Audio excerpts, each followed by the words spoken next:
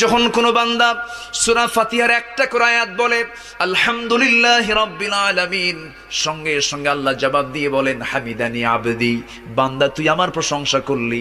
আর রহমানির রহিম যখন বলে আল্লাহ বলেন আসনা আলাইয়া আবদি। মালিক ইয়াউমিদ্দিন যখন বলে আল্লাহ বলেন মাজ্জাদানি আবদি। এরপরে যখন বলে ইয়াকা না'বুদু ওয়া ইয়াকা নাস্তাঈন পর্যন্ত যখন বলে আল্লাহ বলেন বান্দারে তুই আমার কাছে কি চাস, প্রাণ খুলে চা রে বান্দা। ইহদিনাস সিরাতাল মুস্তাকিম থেকে শুরু করে নিয়া ওয়ালাদ-দাল্লিন পর্যন্ত যখন বান্দা বলে তখন আল্লাহ বলেন বান্দা নামাজের মধ্যে এমন প্রেমের খেলা খেললি বান্দা, তুই যা চাইলি সব আমি আল্লাহ কবুল করলাম। ওই বান্দা যখন রুকুতে যায় আল্লাহ তখন অস্থির হন।